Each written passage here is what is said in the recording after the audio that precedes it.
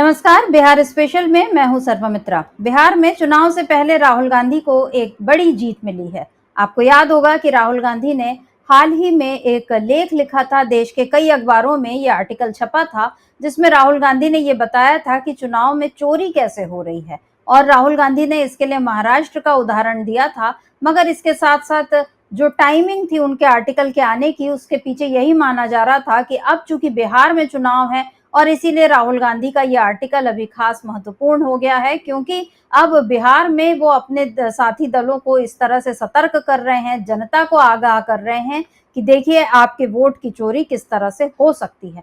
राहुल गांधी के इस आर्टिकल पर और उनके ट्वीट पर बहुत बवाल उठा था। चुनाव आयोग ने भी उनको काफी खरी खोटी सुनाई थी, लेकिन अब चुनाव आयोग ने एक ऐसा फैसला लिया है जिससे समझ में आ रहा है कि बिहार में राहुल गांधी की जीत हुई है और चुनाव आयोग को कहीं ना कहीं राहुल गांधी के दबाव में एक बड़ा फैसला लेना पड़ा है। और फैसला ये है कि अब 100% वेबकास्टिंग होगी। यानी चुनाव आयोग ने ये कहा है, अभी तक 50% वेबकास्टिंग होती थी, यानी जो मत डाले जाते थे मतदान केंद्रों पर उनकी जो रिकॉर्डिंग होती थी वो अभी तक 50% होती थी।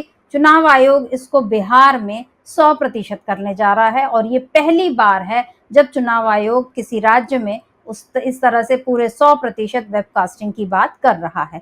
चुनाव आयोग ने इस बारे में एक सूचना भी अपने अधिकारियों के लिए दी है। क्या कुछ लिखा है उस सूचना में, एक बार इसको देख लेते हैं। चुनाव आयोग ने लिखा है, आयोग ने चुनाव प्रक्रिया के विभिन्न चरणों पर नजर रखने के लिए कई नागरिक उपायों का उपयोग करने के निर्देश जारी किए हैं। इसमें मतदान के दिन वेबकास्टिंग भी शामिल है। यह चुनाव प्रक्रिया को खराब होने से बचाने के लिए एक आंतरिक प्रबंधन उपकरण है। तो यहाँ पर चुनाव आयोग ने जिस तरह से बताया है कि ये चुनाव प्रक्रिया को खराब होने से बचाने के लिए, और खराब क्यों होती है चुनाव प्रक्रिया ये समझना भी कठिन नहीं है।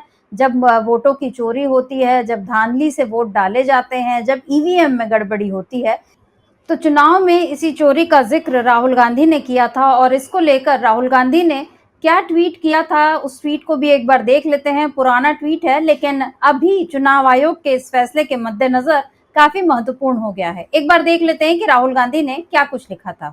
तो राहुल गांधी ने यहाँ लिखा था, चुनाव की चोरी का पूरा खेल 2024 का महाराष्ट्र विधानसभा चुनाव लोकतंत्र में धांधली का ब्लूप्रिंट था। अपने आर्टिकल में मैंने विस्तार से बताया है कि कैसे यह साजिश स्टेप बाय स्टेप रची गई। स्टेप 1, चुनाव आयोग की नियुक्ति करने वाले पैनल पर कब्जा। स्टेप 2, वोटर लिस्ट में फर्जी मतदाता जोड़े गए। स्टेप 3, मतदान प्रतिशत बढ़ा चढ़ाकर दिखाए। स्टेप 4, जहां बीजेपी को जिताना था वहां टारगेट करके फर्जी वोटिंग कराई गई। स्टेप 5, सबूतों को छुपा दिया गया। ये समझना बिल्कुल मुश्किल नहीं है कि महाराष्ट्र में भाजपा इतनी बौखलाई हुई क्यों थी, लेकिन चुनाव में धांधली भी मैच फिक्सिंग जैसी होती है। जो पक्ष धोखाधड़ी करता है वो भले ही जीत जाए, लेकिन इससे लोकतांत्रिक संस्थाएं कमजोर होती हैं और जनता का नतीजों से भरोसा उठ जाता है। हर जिम्मेदार नागरिक को सबूतों को खुद देखना चाहिए, सच्चाई समझनी चाहिए और जवाब मांगने चाहिए, क्योंकि महाराष्ट्र की यह मैच फिक्सिंग अब बिहार में भी दोहराई जाएगी और फिर वहां भी जहां जहां बीजेपी हार रही होगी। आखिरी लाइन पर गौर करिए, यहाँ पर राहुल गांधी ने साफ लिखा था कि महाराष्ट्र की जो मैच फिक्सिंग है वो बिहार में भी दोहराई जाएगी। और ये चुनाव आयोग पर एक बड़ा इल्जाम लग गया था। पहले ही चुनाव आयोग पर उंगली उठा देने का फायदा ये हुआ कि अब चुनाव आयोग ने अपनी तरफ से सतर्कता दिखानी शुरू कर दी है। और ये जो चुनाव आयोग का फैसला आया है कि अब हम 100% वेबकास्टिंग करेंगे, और इस वेबकास्टिंग का मतलब है कि जो लाइव वीडियो रिकॉर्डिंग और निगरानी ये दोनों शामिल होगा। और इसके लिए बाकायदा चुनाव आयोग ने पूरी तैयारी कर ली है। और ये भी उन्होंने अपने अधिकारियों को संदेश में कहा है कि यह फैसला लिया गया है कि वेबकास्टिंग सभी मतदान केंद्रों पर की जाएगी, यानी इंटरनेट कनेक्टिविटी वाले 100% मतदान केंद्रों पर। हालांकि छाया क्षेत्रों में वीडियोग्राफी, फोटोग्राफी आदि की उचित व्यवस्था की जा सकती है। अभी तक वेबकास्टिंग ज्यादातर महत्वपूर्ण मतदान केंद्रों पर ही होती थी और ये 50% मतदान केंद्रों पर होती थी, लेकिन अब चुनाव आयोग ने ये तय कर लिया है कि हमको चुनाव प्रक्रिया को खराब नहीं करना है। तो ये राहुल गांधी की बड़ी जीत है और साथ साथ लोकतंत्र की भी बड़ी जीत मानी जा सकती है। आपको मैं बता दूं कि अभी पिछले साल दिसंबर में एक चुनाव आयोग की सिफारिश पर केंद्र सरकार ने यह फैसला लिया था कि अब जो इलेक्ट्रॉनिक दस्तावेज हैं जैसे सीसीटीवी कैमरा, उसके जो फुटेज हैं, वेबकास्टिंग फुटेज हैं, वो उम्मीदवारों के वीडियो रिकॉर्डिंग इन सबको सार्वजनिक उसको निरीक्षण से रोक दिया था। ये चुनाव आयोग की सिफारिश थी कि आप इन सबको मत दिखाइए, और भले ये सूचना के अधिकार के खिलाफ है क्योंकि जनता का हक है ये जानना कि आखिर मतदान केंद्र के भीतर क्या कुछ हुआ, लेकिन केंद्र सरकार ने एक नियम ले आई और ये कह दिया कि अब हम ये सब नहीं दिखाएंगे, और इस तरह एक लोकतंत्र के खिलाफ एक बड़ा कदम उठा था।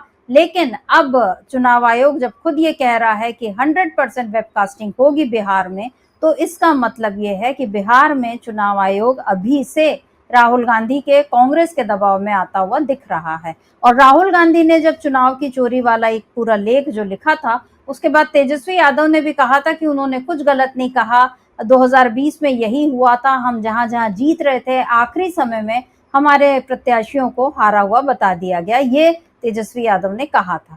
तो अब ये जो चुनाव आयोग का फैसला आया है, ये काफी मायने रख रहा है, और अब इसमें जो राज्य स्तर, जिला स्तर और एसी स्तर पर एक वेबकास्टिंग निगरानी नियंत्रण कक्ष स्थापित करेगा चुनाव आयोग, और इसकी निगरानी प्रत्येक स्तर पर नियुक्त नोडल अधिकारी की ओर से की जाएगी। नोडल अधिकारी मतदान के दिन वेबकास्टिंग के सुचारू संचालन और निगरानी के लिए सुनिश्चित करने के लिए वो जिम्मेदार होंगे। तो ये यहाँ पर वेबकास्टिंग का पूरा एक खाका भी यहाँ पर चुनाव आयोग ने तैयार कर लिया है। और बिहार में जबकि अक्टूबर नवंबर में शायद चुनाव हो जाएंगे, घोषणा भी जल्द भी हो जाएगी, अभी तक हुई नहीं है, लेकिन अभी चुनाव आयोग ने जिस तरह का ये जो फैसला सुनाया है 100% वेबकास्टिंग का, इस फैसले के बाद ये कहा जा सकता है कि बिहार में राहुल गांधी की एक जीत अभी से दिख रही है। वैसे भी जो ओपिनियन पोल आए हैं उसमें तेजस्वी यादव और राहुल गांधी पहले ही बीजेपी को मात देते हुए दिखाई दे रहे हैं, और अब बिहार में चुनाव आयोग का ये जो 100% वेबकास्टिंग का फैसला आया है, ये बता रहा है कि बिहार में महागठबंधन को अभी से एक बड़ी जीत मिल गई है। आगे क्या होगा ये देखना दिलचस्प होगा। अभी के लिए बस इतना ही। नमस्कार, मैं सर्वमित्रा।